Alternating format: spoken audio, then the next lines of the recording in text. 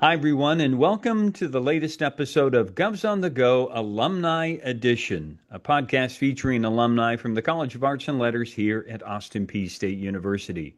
My name is Dr. Buzz Hoon. I'm the Dean of the College. I'm also the host of the podcast. And today I have the pleasure of speaking with Kali Woodward, who is a graduate of Austin Peay back in 1989. He had a degree in Spanish and also a minor in communication. I'm looking forward to this talk. Kali, welcome to the podcast. Thanks very much. Happy to be here. So, before we get into too much, let's just kind of give everybody a life update. Where are you? What's going on right now? And then we'll talk a little bit more about what your main business is. Yeah, absolutely. What's going on right now is I've been running the American Youth Literacy Foundation 501(c)(3) for the last 18 years. American Youth Literacy goes by the name of FUNetix. We have a product that is a free app that teaches any child how to read in 12 hours.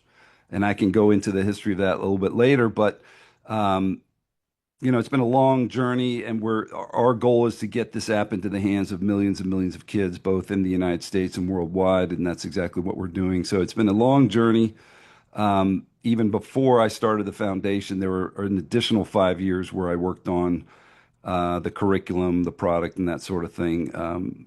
Started with my son having reading challenges, and that's kind of what got me into it. But even going further back than that, it started, as we discussed before, with my time in the military as an Arabic linguist. So, yeah, I'm happy to be doing what I'm doing. I love what I'm doing, and the opportunity to bring this gift of literacy to millions of kids is just an incredible blessing, really. So that's what I'm doing now. Yeah, I'm excited about the opportunity to talk to you about this project, and also just to see how language has always been a reoccurring theme within your life. So let's go back. Let's go rewind everything and go back in time and talk about you. You tell me you grew up in Washington, D.C. Correct. Tell me how do you remember yourself as a child? What kind of things did you like to do, and how would you describe a young Kali? Yeah, good question. I mean, as a child, I was pretty much like very, um, you know, focused on school and athletics, really.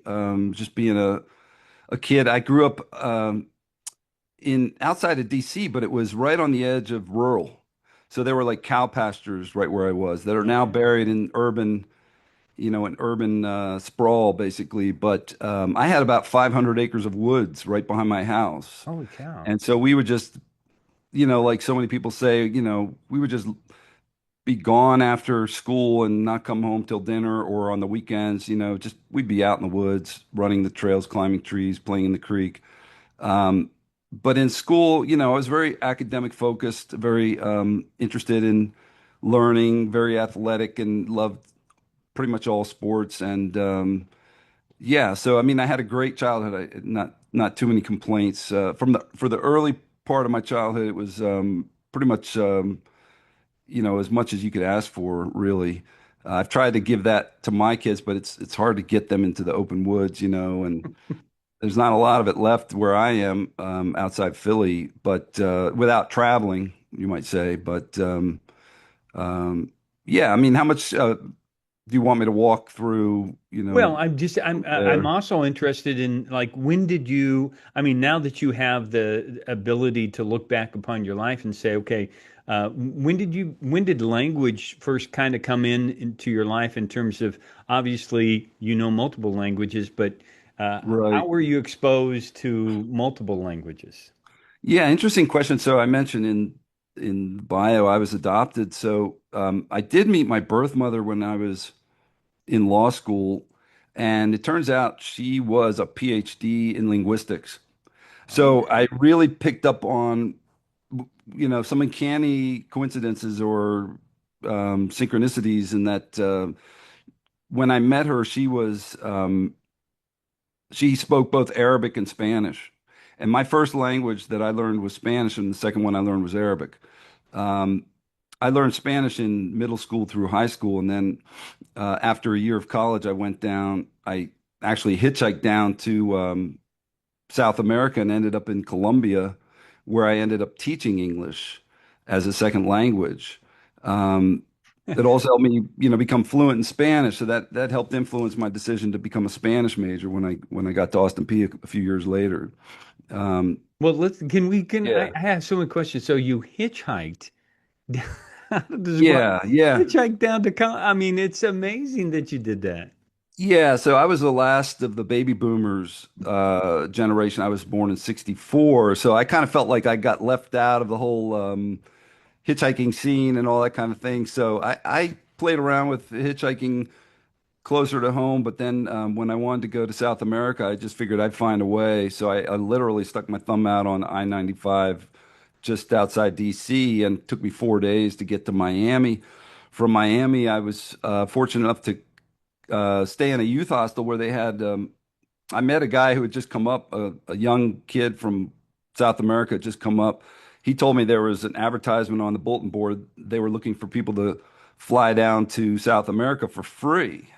So this was actually the beginning of the DHL. They were just getting started, the courier service. And Hmm. what they were doing is they were putting mail bags on Eastern Airlines because they didn't have their own airlines. So I called them up and they said, "Well, you want to go to Caracas on Saturday or Bogota on Sunday?" And I said, "I'll take Bogota." And they gave me a free one-way ticket and they gave me 35 mail bag stubs. And I got a free ticket, free flight, and I handed the stubs off to the guy at the airport, and then I was like free to go. I had hitchhiked to South America basically. That is so great. So you got there, and then you decided, I mean, what you were doing was to earn a living, you were teaching people how to speak. Well, there was a lot of serendipity. It's funny because before I got off the plane, I had two invites to both. The guy sitting next to me was a gym teacher at a high school who was up in New York visiting his ex, and he invited me to come stay with his family. And the guy across the aisle was an English teacher who was going back down to teach English, and he was like a young kid like me. He was maybe 20. I was 19 at the time. So I opted to stay with the gym teacher, his mother, his brother. They had another tenant in their apartment. They lived in downtown Bogota. And as it turned out, his mother had a little cafe at an English language school because English language schools for adults were very popular at the time in 1984. Everyone was trying to learn English. So I just started hanging out at the cafe, and all of a sudden I started meeting all the English teachers, the head of the school, and they invited me to come work. And that's kind of, long story short, what happened. I ended up staying for almost a year and teaching English. Now, and before that, you had after you graduated, I think you said you graduated from a public school because you started in a boys' prep, and then you went That's to right. public school. You know, Yeah. I should have I didn't want to gloss this over. You said you met your love of your life. Yeah, absolutely. I was like, after so many years of intensive academics, it was really intensive, all boys, coat and tie from sixth grade when I started there. Started at third grade, but I started there in sixth grade. It was so intensive, and I wanted to either move on to go to college early, and my parents didn't like that idea because they thought I would just drop out and never get my high school diploma. So I said, well, I'm not staying here. I'm going to go to the public school, which I did, and yeah, the rest is history. I met my future wife, my soulmate, and so that was actually 44 years ago that we had our first date. Wow. So um, yeah, everything kind of worked out there, and then I still was on track to go to college. So I went to Wesleyan University in Connecticut my freshman year, but I kind of realized that I'd had at least for the time being, enough of academics and following that path. So that's where I got the bug to travel, and I just wanted to go out and see the world and do things and meet real people doing real things, and that's kind of what prompted me to to go off on that trajectory. I also started reading, I did some prep. I read a book about a guy who traveled around the world, hitchhiking and teaching English or hitchhiking and doing odd jobs. There was a lot of literature out there that kind of motivated me and gave me a sense of the the reality of it, the possibility that it could be done. And I said, well, that guy could do it, I can do it. And so I worked over the summer after freshman year, saved up a couple $1,000s and left with $2,000 in my pocket. And I had no idea I was going to stay in one place. I really thought I was going to travel through South America. Being relatively fluent in Spanish after 5 years of pretty good instruction and being the middle of the winter, I left in January. I wanted to go somewhere where they spoke Spanish, but it was warm. So it was the opposite of the winter. So yeah, that's what I did. So um, yeah, so that was kind of the beginning of my immersion into language. I didn't realize what else I was going to do in language and linguistics for quite some time and what impact it would have on my future Yeah. life. Well, Yeah. I think it also says something about your character, that you have this great courage and also adaptability, that you early on, the fact that you can just pivot and on a dime. Well, yeah, I think a lot of it was, I don't know if it was, yeah, you could call it courage, but it was also just a sense of I had to forge my own path. Like I kind of felt like um, there wasn't anyone who knew better than I did. And a lot of it, to be honest, a lot of it had to do with the fact that I was adopted in the sense that my parents, and I think I mentioned this also in my bio, that my parents were very left brain, kind of methodical thinkers. And I was born to very right brain biological parents. I'm left-handed, I'm very right brain, I'm very artistic, I'm very creative. And being in a household where I was kind of pushed into really hardcore academics, it was a challenge that I kind of took on and I accepted, and um, I benefited immensely. But what it did in hindsight is it helped me build the left hemisphere of my brain, so it balanced. Otherwise, in speaking to my birth mother many years later, she said I never could have raised you because you would have, I was too creative, I was too much of a wandering spirit. You never would have had the kind of upbringing or education. And so, in hindsight, it really was a blessing because it allowed me to balance the different sides of my brain and basically do what I'm doing now and have the skills and abilities that I never would have had I been raised by either of my parents. I've met both of them now.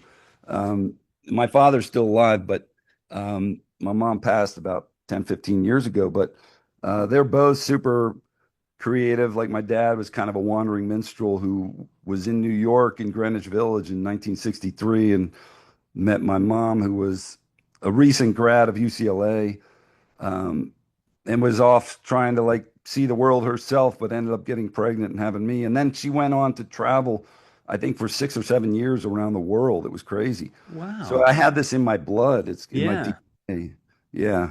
No, that's it, and it is neat that you see that how that impacted your own personality or your own personal growth of as we're going to reveal here is along the way is that you have this great creativity, but it's also you have sort of that functioning part, which would you said that left brain kind of stuff where you're um, very much into let's build a business, uh, Right. and Yeah. that certainly um, is evident. So let's pick up with you come back to the U.S. You had enough of being in Colombia, and so is that when you joined the Army?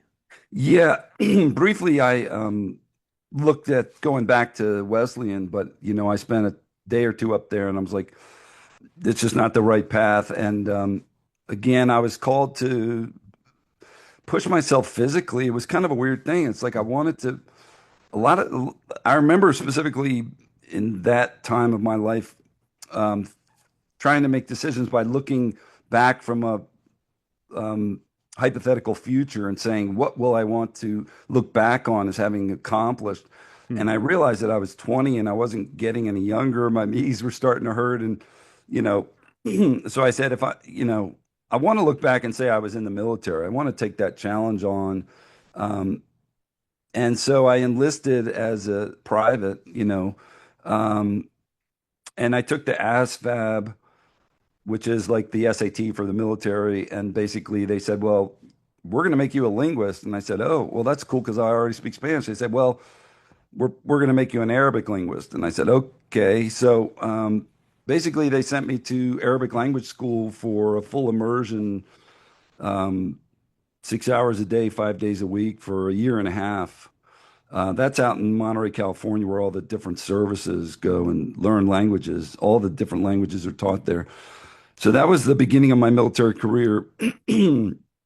And then they sent me to Fort Campbell, where I joined the 101st Airborne, which is what put me in proximity to Austin Peay. But also, my wife had already matriculated at Vanderbilt. So that was also a blessing. So it was like Yeah. it all came together so I could visit her. Towards the end of my 4 years in the military, we got married. So we lived together in Nashville, and I commuted up to Fort Campbell every day, took classes at Austin Peay. So yeah, it all worked out in that way. So you were still in the Army and you were taking classes at Austin Peay, and then you decided to become the Spanish major and have a communication minor. Is that right? That's correct. That, because I was in the Army full time, and the Army at that time was paying 75% of all the tuition. And I had a big GI Bill waiting for me, $27,000. And I said, I don't want to waste this on undergrad.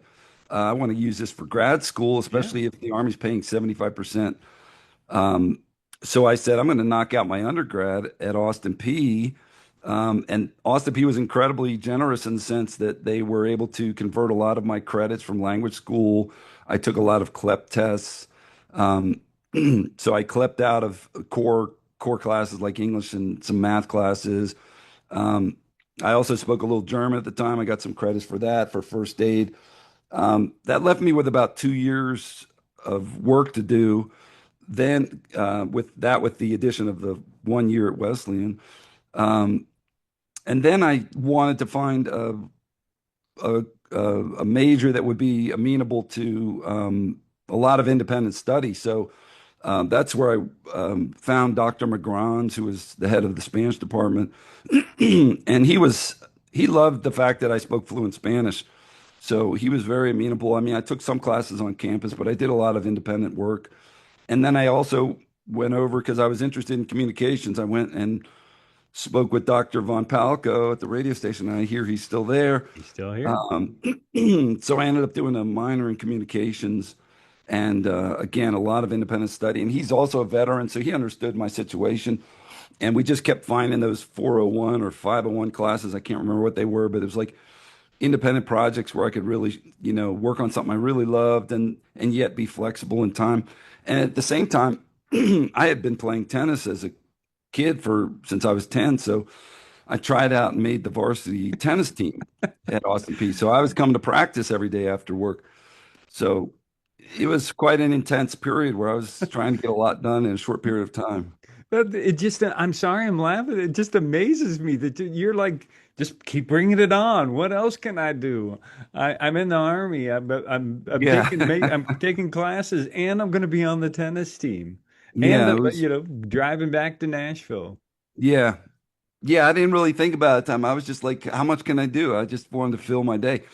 And to be honest, I mean, I at 5 o'clock, a lot of my buddies would go into the lounge and start drinking beer, and I'd be like, I got to go to class. I'll see you guys. Or I got to go to tennis practice. I'll see you guys. But, again, I was kind of charting my own course. I've been charting my own course since high school, and I was like, Yeah. why stop? It was the intent the whole time that when you graduated and you're getting out of the Army, you were then thinking, okay, well, I'm going to go to work, or you knew you were going to go and get another degree, and that led to the law degree. So I was saving it just in case. I didn't have an intention immediately to go to law school. Um, but I did grow up in a retail business family, and I did have a lot of interest in business, marketing, all the creative aspects of business, plus pretty strong back foundation in financials and things like that. So I was really fascinated with business, and my wife had a really good friend at Vanderbilt who had just graduated and started his own telecommunications company. So I'm here, communications minor, good friend of my wife's. He and I hit it off right away. He's still a CEO. He's a very, very um, you know, polished and professional, businessman. And so at the time, we were just young kids trying to figure out how to make money Yeah.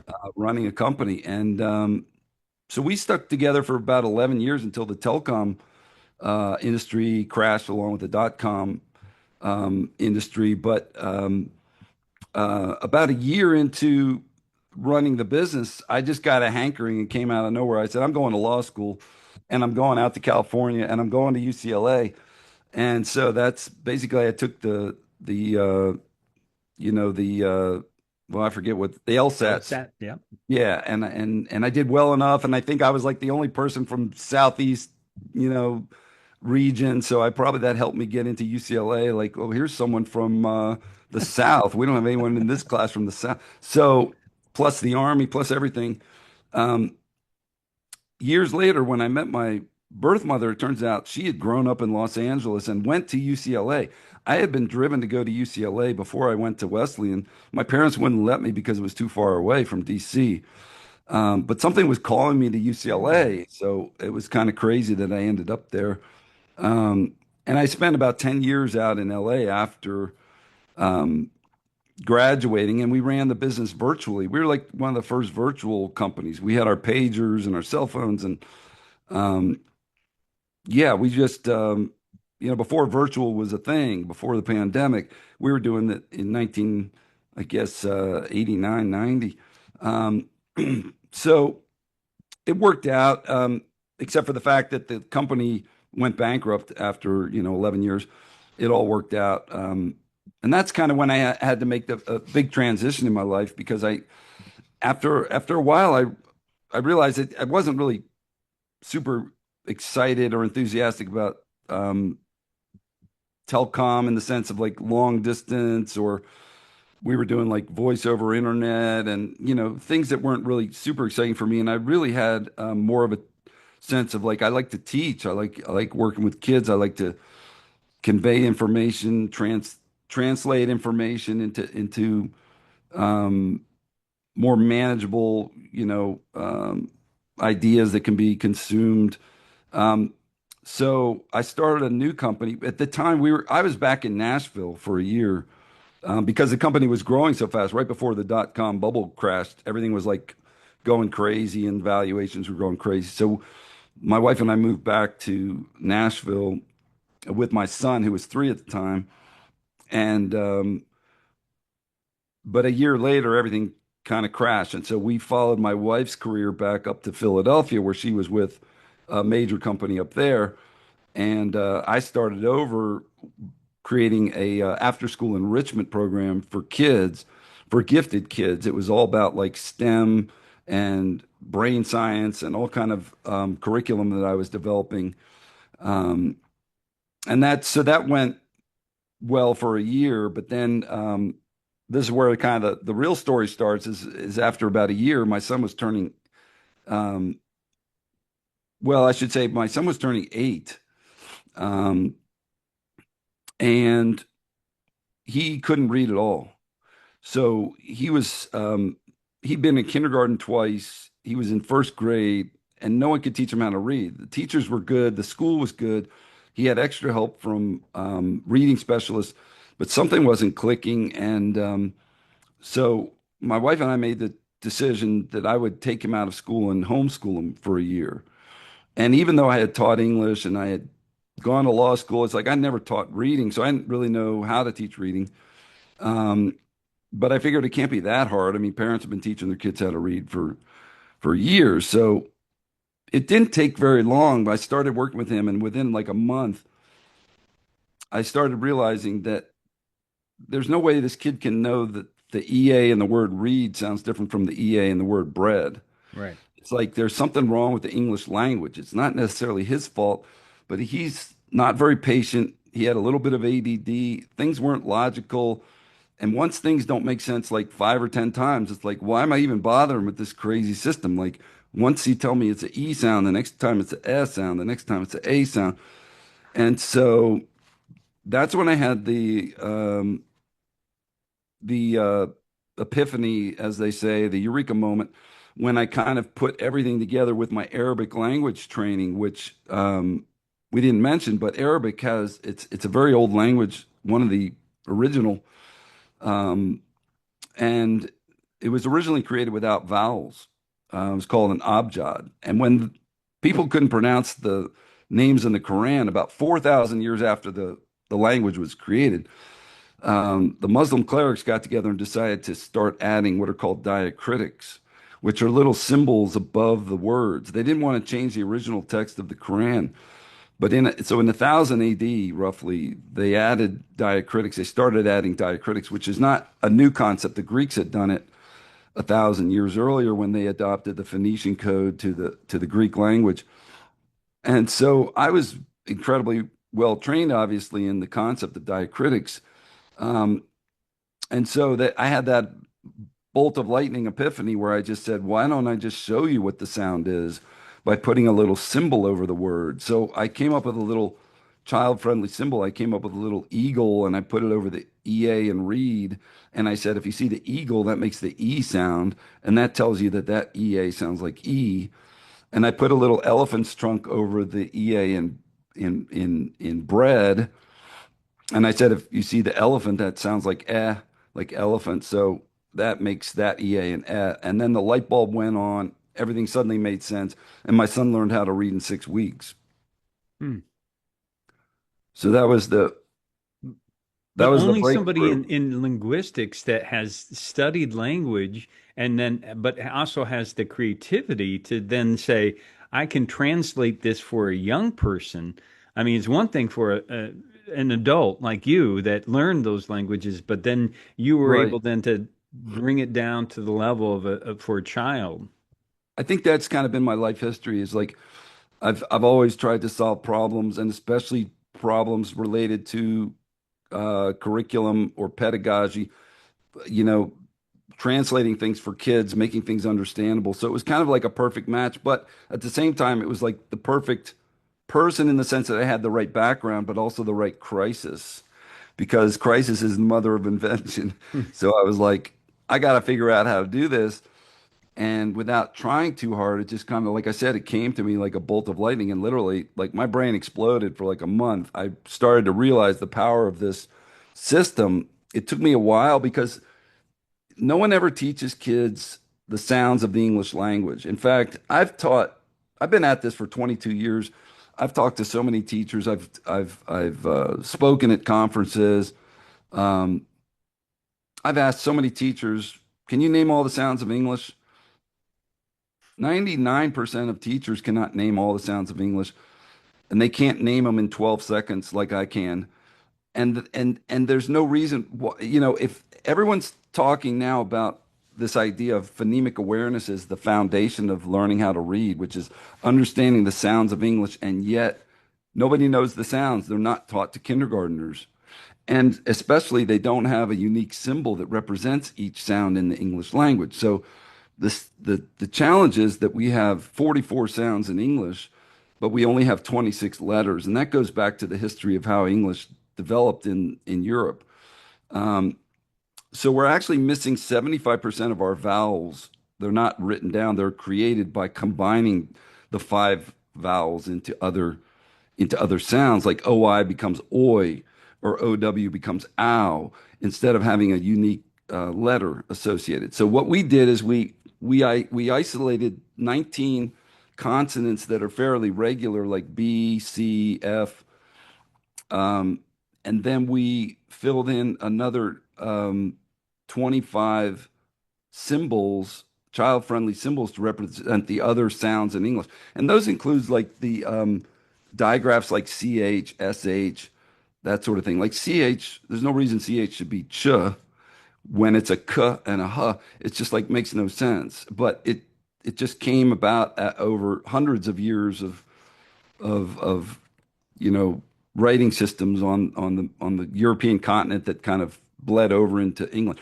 An interesting factoid I tell people is in 1066 when William of Normandy conquered England, um, they brought French. I mean, people don't realize Normandy is in France, so they brought French to England, and French was the dominant language spoken in London for 300 years.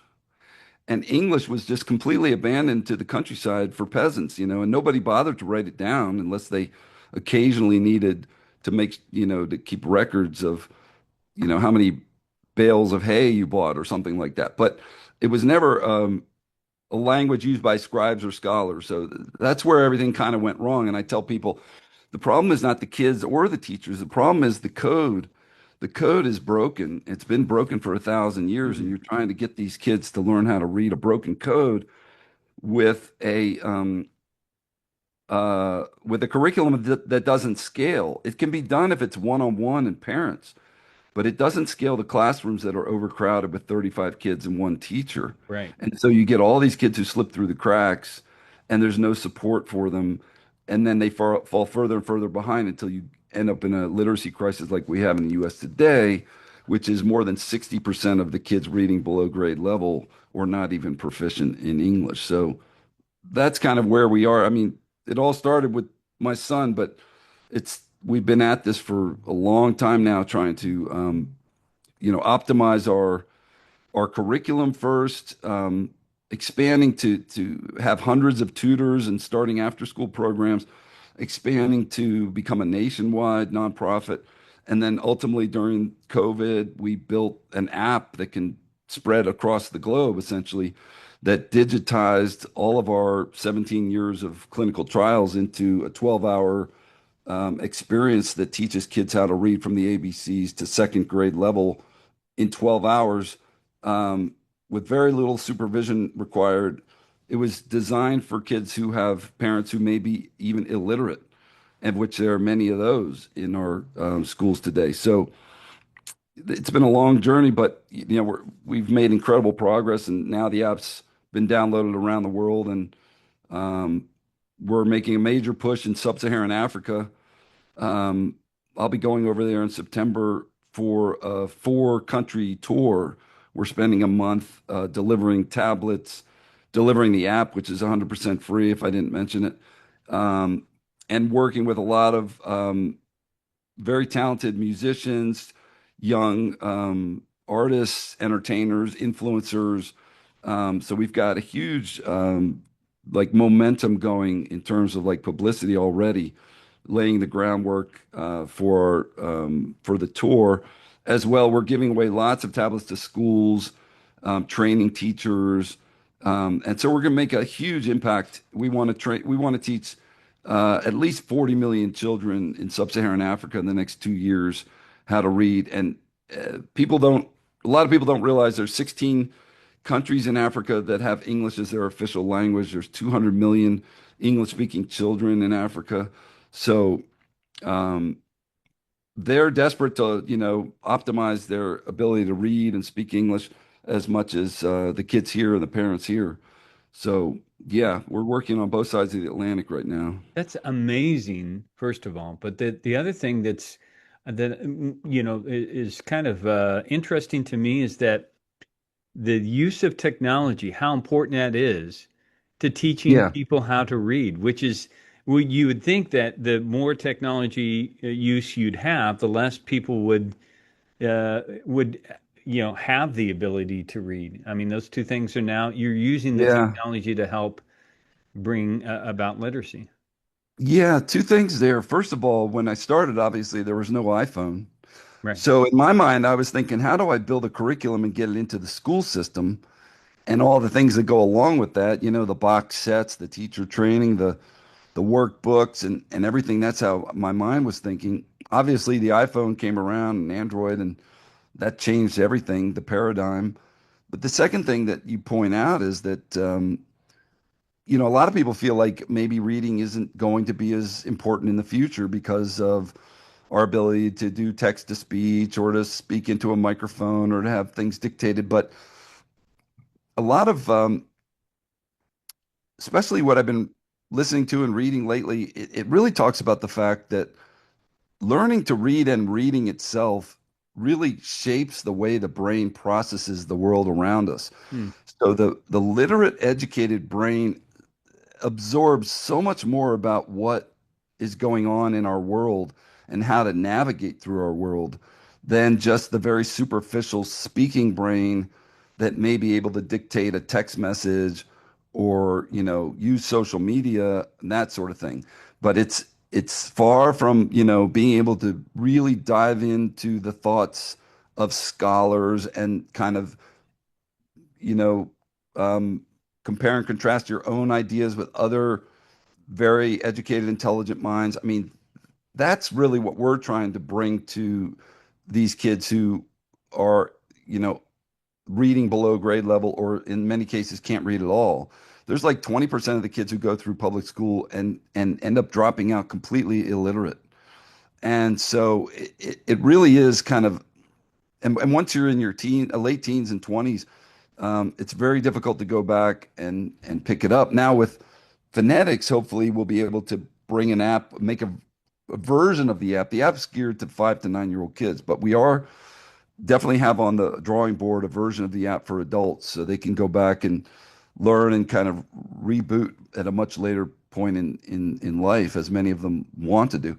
Um, but again, the idea that if you learn how to read early and you become educated, it really is all about your personal sovereignty, your ability to express yourself, but also realize your full potential, become what you want to become, and the act of learning and educating yourself opens your mind and your world to a lot of the opportunities and possibilities that you otherwise wouldn't have known about. And it also helps you understand who you are and what drives you and what your passions are, Hmm. and helps you find a place to fit in, that you never would have known even existed had it not been for getting a broad spectrum of views and analysis on different aspects of the broader, liberal arts curriculum and science curriculum. So Yeah. that's our approach. Yeah, I think it's terrific, and not only that, I think your story is testament to sort of the universe um, guiding you. I mean, for whatever reason, you had these special abilities that I think as you found out, that came from your mom and your dad, your biological, your adopted parents, and how the university has taken you along this path, and it sounds like you've done a wonderful job of providing back to the universe uh, what you have been gifted. And so I'll I just say think it that that's way. I think a lot of it is recognizing what your gifts are, because everyone has different gifts, Yes. recognizing what they are and making sure that you optimize your own potential. Um, like they say about Michael Jordan, I mean, yeah, he was gifted, but without incredibly hard work, years and years of struggles, especially through high school, because people know the story. He didn't make the varsity team. We all have to go through our struggles, our tribulations, and keep getting up off the mat. Even if you know what talents you have to continue to work to bring those to fruition and deliver them in service to the world. So, Yeah. yeah. Well, Colin, it's been a wonderful talk. I always like to ask our guests what kind of recommendations that you might have for a young person that's trying to find their way, as you did, and sticking to trying to be persistent. Right, right. Yeah, my recommendation, I think, after a lifetime that I've had so far, is follow your own path, follow your own intuition, believe in your own sovereignty. Only you can really choose your own path, and your guidance is knowing what feels right to you. So it really comes down to tuning into your own intuition and knowing what's right. And at every step of the way, every choice, no matter how small, you'll know whether it's the right thing or the wrong thing.